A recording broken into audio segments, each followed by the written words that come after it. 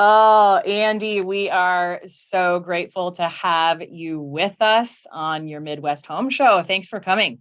Well, thank you for having me. Yeah, absolutely. We have all kinds of fun stuff to talk about today, but some interesting numbers actually came out today that I was taking a look at, and I wanted to kind of kick off running those by you since the hot topic these days seems to be, are we in a housing bubble? Are we Right. not in a housing bubble? What's going on? Are rates going to go to a bajillion and home prices drop to nothing? And, what's going on? So we thought, hey, we know you're a real estate expert on the Yep. north side of the Twin Cities. So here's one of the things I found it just fascinating. I was in Washington, D.C. a few months ago listening to everybody with all their ideas about where things were heading, right? And this economist was up there talking about the housing shortage that we have nationwide. And these numbers today that came out triggered memory of that because at that point they were like, we're like 4 million units shy of meeting demand nationwide, right? And I was like, oh. And that, of course, included both rentals and ownership. But here's new housing supply numbers that came out, right? Said that housing starts completed 1.37 million. Houses that are destroyed annually around 100,000. So stuff that gets condemned or torn down and rebuilt or whatever. So total new supply is at 1.27 million, but housing formations are at 1.4, which leaves us at an annual deficit of 130,000 homes, right? Now, these Yep. are nationwide numbers.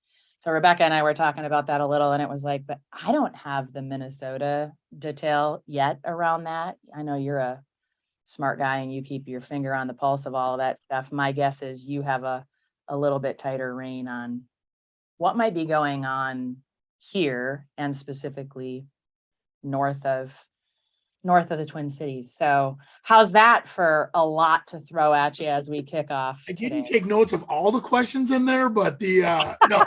the, well, here's the thing, guys. I think we've been lagging behind with new construction production for over 10 years. So this Yeah. isn't a new problem. And then what's been happening is with all the stimulus and all the extra money that was out there, there were people, obviously they didn't know what to do with their money or with COVID, a lot of people realized they had tighter quarters and they had to find a bigger home to fit their family. Now they're officing, they're schooling out of their houses. So there's a lot of things that stimulated the demand for housing. But what's interesting, I find, is that when you have a lower supply and a high demand, obviously that's simple economics. I don't care if it's cars, boats, and you kind of saw that across the board with all of the economy. It wasn't just housing. So when inflation's going up, this is the other thing that I was really concerned about.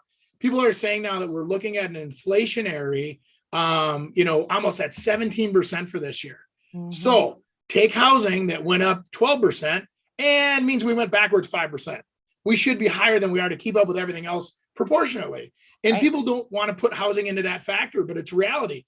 And so when housing's keeping up, chugging along with inflation, everybody's getting the raises on. I said, I've never seen so many fancy pickup trucks in my life driving on these job sites. And I go, what do? I pick up the garbage. And I go, you're driving an $80,000 truck, but that's people that want to work. People all want to do keyboards, right? Nobody wants to swing a hammer. And so we're going to see that shortage of labor for a long time.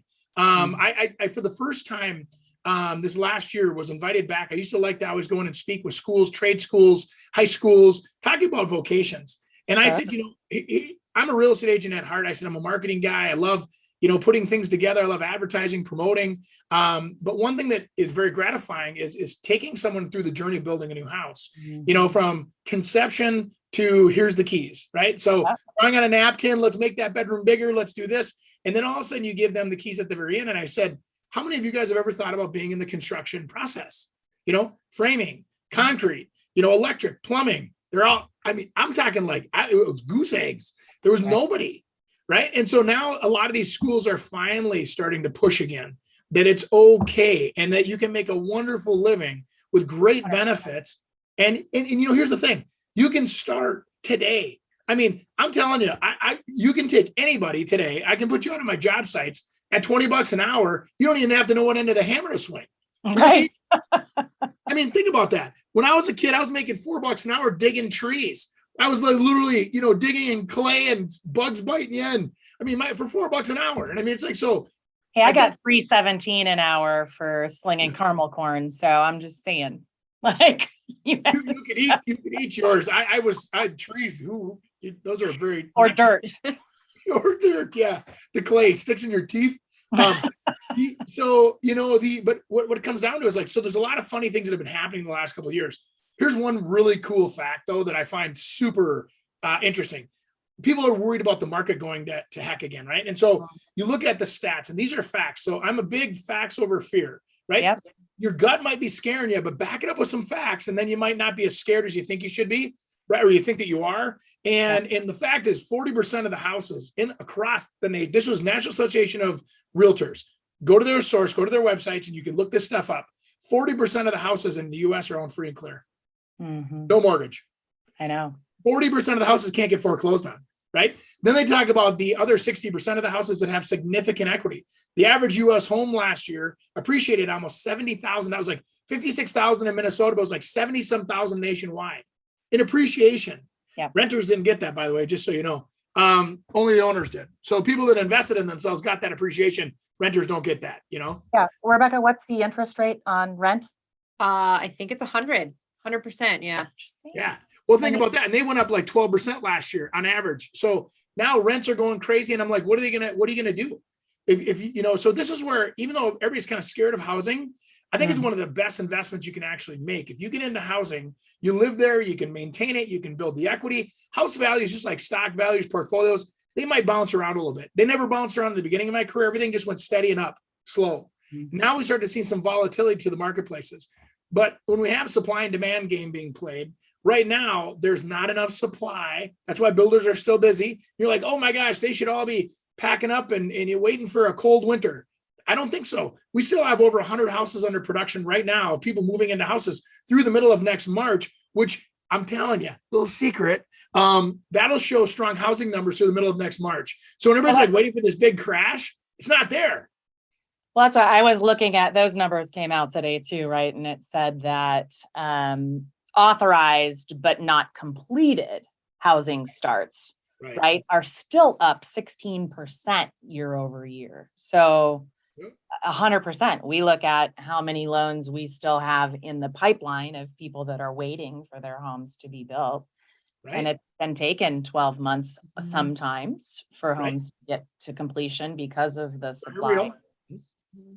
And there it is. And there's a lot of cool things too, though, like with new construction. So if you actually want to get into a housing situation where you own a house, everything's under warranty.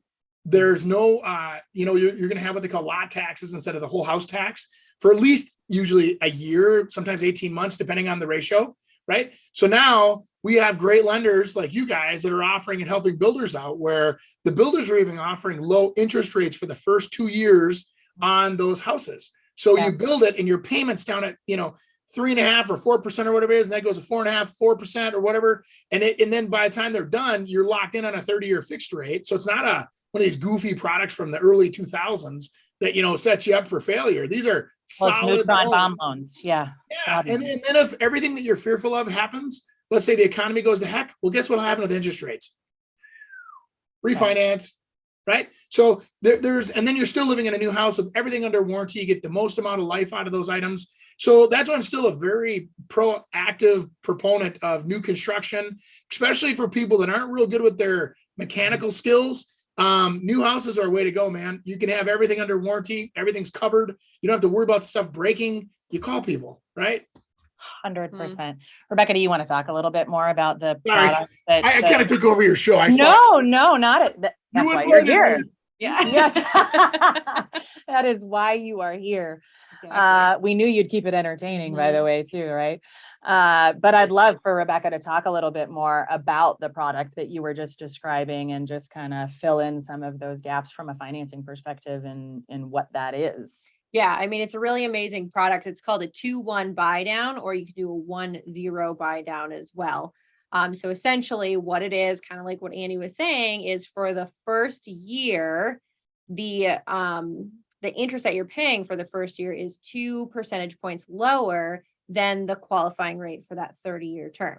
And then for the second year, it's 1% lower. And then from years 3 to 30, it's your fixed rate loan. The really nice thing about it is the fact that Andy alluded to it, is that interest rates could go lower here in the next couple of years. And if that happens, you may not even get to that full rate. You may go ahead and refinance and never pay it. So it's an awesome, awesome program out there if you can get that. And I always joke that what's old is always becomes new again. It's kind of like you walk into Target today, and I don't know about y'all, but I walk into Target and I feel like I just went back to junior high, right? Like I'm looking around, and I actually took a video one day when I was in there, because I was like, wow, it's like cropped sweatshirts, and tie-dye, and matching tops and bottoms, and I feel like junior high. Next thing you know, this side ponytail thing's going to be back with the scrunchies again.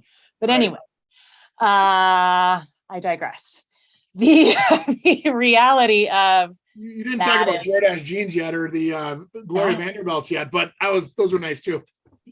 Gerbos. I was Gerbos. Yeah. Anyway, same thing in mortgages. I mean, back in the early 2000s, new construction, we did 2-1 buy downs on nearly every single new home that we were doing, because the deal was, hey, you can ease into your new home payment. So if you're in a situation where and like you said, it's not weird. It's not like, I don't know what's going to happen. You know exactly what's going to happen and how it's going to happen, so that you can be prepared for it. And wages are increasing, or you're saving, or what have you. You still qualify at the higher rate. So it's not like anybody's being put into something that is sketchy that they don't qualify for. Yeah, no tricks. Right. No gimmicks, no tricks. It's just helping you ease into that new payment. And maybe you can get a few more bells and whistles in your house that you really wanted up front now. And think about this, guys, too. So we talk about, supply, right? So you take what is out there right now, and now look at how many people. I mean, anybody that, I hate to say this because I apologize to the 3 people that didn't. If you wanted to refi, you refied. And you got 3, 3.25, 3.5, whatever the rates were. Lower, right? Lower, right?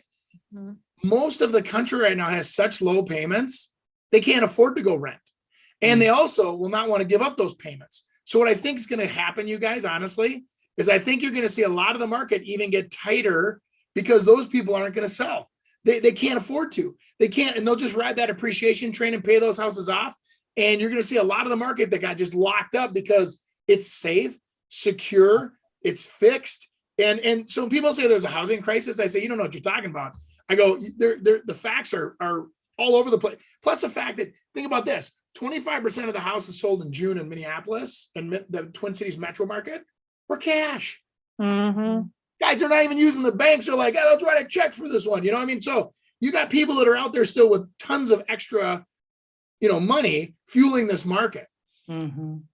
Well, anyway. There's a couple of things about that are cool to point out, because I think there's a lot of fear mongering out there around, the market and the bubble and interest rates, et cetera. And I look back to, can't help but look back and just call out the thing that people are afraid of. 2007, 2008, right? I mean, I know we were homeowners in that time frame. I know how much the home went down in value, and I get the very real issue with that, right? However, when you look at the numbers and you go, all right, that equity position you were talking about, the fact that there's so much equity right now in the US. Back then, as lenders, I've been doing loans for 26 years. The reality is there were a lot of loans that were being done with 0 down, or 125% was a very common thing.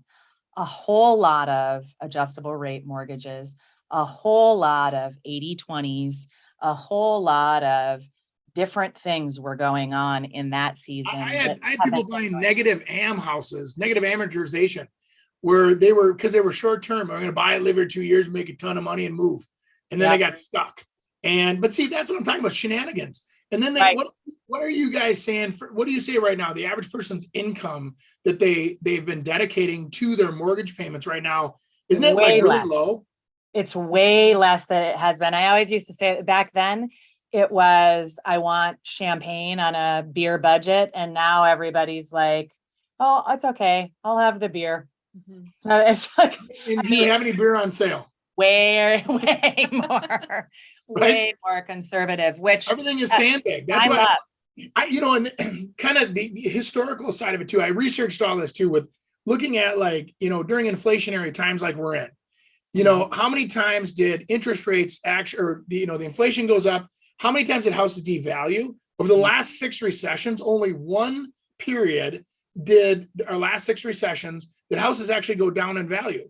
Yep. Because this time, guys, ladies and gentlemen, it's not housing that's bringing the economy down. The Mhm. last time it was housing that brought it down. Right. It crashed everything around it and stuck to everything and pulled it with it, right? Yep. Now that's not the case. Actually, housing will be what recovers this economy and will be what pulls us out the other side. So root for real estate to stay positive. Don't click the clickbait. All that stuff that's out there, the negative stories, all you're doing is encouraging people to do more bad behavior, put out more negative spun articles. The world's going to stop spinning. Housing's going to blow up, whatever. Stop it. Just stop it. Look at the facts. Well, we're going to not do that. We're not going to precipitate all of that. In fact, that lends You right. feel those fingers, ladies. No clicking. Nothing. Hands up. She's going to tell you last week's numbers because this week's haven't come out yet, but for the Twin Cities, including it's the 11 county area. But then I'd love for you to speak to that, because I think that this validates what you just said. And if you can talk about what's going on north of the river, that would be great. Yeah. So we have the weekly market update for the Twin Cities real estate, and the average sale price was $375,000. The average days on market was 23 days. The number of active listings is 8,209. Pending sales is 1,231 homes. Months of inventory is at 1.4. And new listings are at 1,385. So that cracks me up when I hear 1.4 months of inventory. And I've been kind of joking about like laughing and going, yay, it's up 0.1%, you know? Right. Because Andy, what does 1.4 months of inventory mean? Seller's market. Right. I mean, Well, the thing about this, so, you know, so I was trying to describe this. I've had a lot of meetings where I do traditional business as well, quite a few existing homes, and sitting down with people where now we're not selling houses in hours. They're not getting 50 or 100,000 over asking price. Houses, I call that, you know, as the market was going up like this naturally, those were legs that lifted the market artificially high. Those legs have gotten chopped off. They're not there anymore. So housing is still going up. It's just not going up at stupid numbers like 50,000 in 2 months, right? So that being the case, the other concession that's out there when you talk about like numbers like we're talking about here, I think that you're going to see where everybody's a little bit hungover from what just happened to us. You know, they're kind of that, oh my God, what was the last couple of years of market was not normal. That was insanity. And that was like where the market was wrong. What's happening is the market's going back to a real healthy, normal position. We're not sliding into this panic mode. We're sliding back into where it should be. So, parents that are sitting back saying, well, I've been around before. And I said, yeah, but you just advised your kids to buy a house because interest rates were low. They paid $25,000 over list price. So what kind of advice was that? Right. I mean, unless they stay there a long time, those legs are coming off the market. So do I think some people paid $25,000 or $50,000 more than they could sell their house for today? Yep, I do. And I think that happened pretty consistently because people were so tired of not getting houses because there's nothing for sale. 100%. Inventory is going up a little bit right now, but days on market, people are scared, right? Because they're not used to having an extra $600 a month, go to groceries and gas. But 23 days on market. Right. Andy, we've been doing this long enough. Like 23 days on market is still an excellent time frame, is it not? I mean, 1,000,000%. So, you know, when I used to work, I remember one of my listings, I used to do a ton up in the Otsego, you know, Elk River market. And back in the day, because we were building houses up there. And I remember I sat down with a family and I go, the absorption rate right now in this area is 9 months. Yeah. We're going to put your house on the market and it's going to sit for about 9 months statistically before it sells. And I just remember I'm going, oh my God, what am I doing? How do you market a property for 9 months and not go broke? And then other people say, well, you had my house for sale for 2 hours and sold it and made a full commission. So what you're going to see is, like I tell everybody, think about selling their house. You're going to get more value out of your real estate agents now in today's market because they have to work harder. They have to work longer. They have to be clever. And the buyers that are out there, we're still grabbing them, but it might happen in hours. It's going to happen in days or weeks. But you have to be smart. This is where, and I want to make sure that we emphasize this. Obviously, we wouldn't have invited you onto the show, Andy, if we didn't think that you were somebody we would recommend or refer. And your teammates are all phenomenal. We've had the awesome pleasure of walking alongside you in business for years now, right? And speak very highly of all of your teammates. But the reality of today's market versus even 2 months ago is that expertise matters. It's not just putting your home on the MLS and going, oh, well, you know what? It's out there, it's going to sell in 2 hours, and it doesn't matter if they don't know how to market or don't know how to negotiate. And I think that it's really important that people hear they need to vet who their real estate team is and who is representing them, and make sure that it's somebody like you or your teammates that know what they're doing with regard to that. How many deals have you done? How much experience do you have? What are you doing now that's capturing clients' attention that's different than you did a year ago? Good questions asked real estate agents, because everything is constantly changing. The other thing I say is this: if you interview 3 agents, take control of your interview as a consumer, right? Sit down and say, hey, I'm going to pay you 6%. What are you going to do for me? Because the biggest mistake people make is they say, I'm only going to pay 4.5% to sell my house. Now you have an agent saying, okay, what can I afford to give them? And they're panicking. Put them in a position of value, saying, I value you. What will you give me for 6%? And let them tell you, and then negotiate. Maybe then you say, you know what? I'd like to hire you on the spot. Would you take 5.5%? But let them explain to you what they can do for that percentage. Because I think that that's the biggest problem, is that a lot of agents are not created equal. A lot of agents do stick, like these, I'm not going to try to say names, but let's say flat fees companies. Right. They are so ripping people off. It's unbelievable. I mean, they literally, for $5,000 or $2,500, whatever the numbers are, putting a sign in the yard and putting them on the MLS. You still have to pay out 2.7 on the other side, guys. Do the math on a smaller price range house. You're basically paying full retail and they're not doing anything for you. Right. Right. Well, it's always that shell game, right? There's always somebody playing a shell game, right? And like we talked about, the smoke, the mirrors, and the antics. Yes. And you sit down with an agent and the agent says, I'm going to do this. I'm going to promote your property to other real estate agents. I'm going to make sure that everybody knows that this value is solid. I have a book of comps that'll sit at the house. I have all of these things that validate what we're doing. And I said, I'm going to create more demand for your property, which will create competitive culture, which gets you better offers, gets you more, better closing dates, gets you more things that are really important at the end of the day in a market that's moving like it is.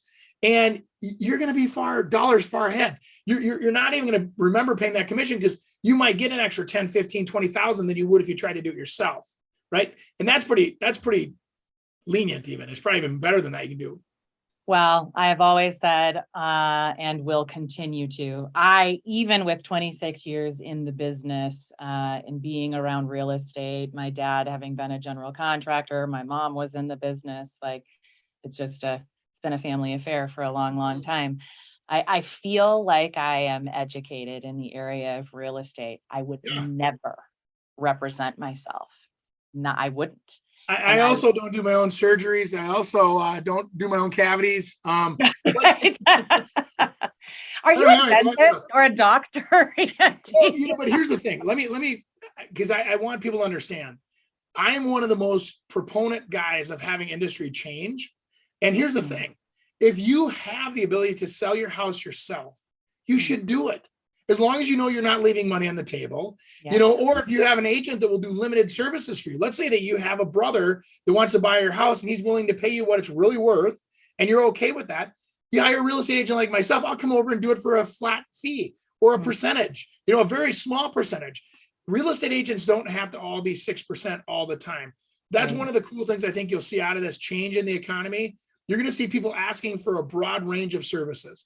People will also realize that guaranteed offers are just a guarantee that you're getting a lower offer for the service. And there's Right. nothing wrong with that. Some people are willing to give up 12, 16, 18% equity. Good for you. I don't have that kind of money to waste. I need every dollar I can get. So I'd rather hire a real estate agent and take 2 weeks to sell my house and pocket $30,000 more to my bottom line.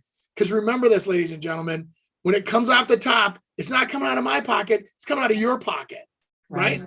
So those lower offers of those agents that are representing you or whatever, that's right out of your equity. That is everything you've saved and worked for the whole time you've owned that house.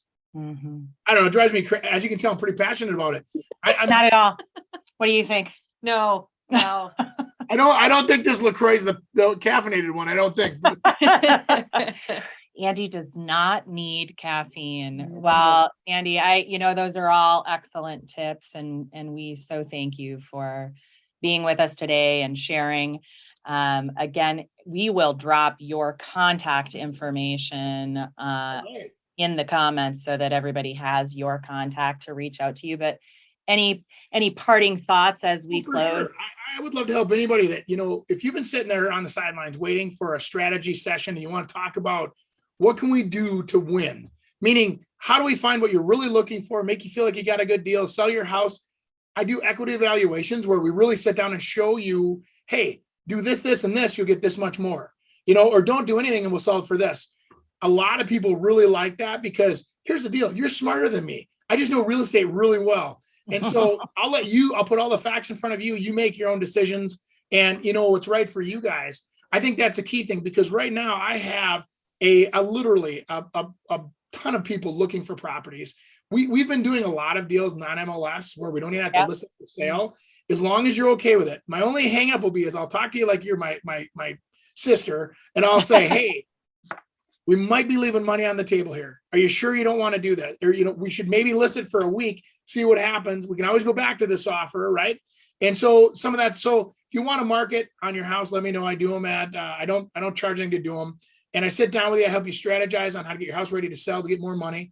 But don't be afraid of new construction. That would be the last thing I'd leave you guys with is this.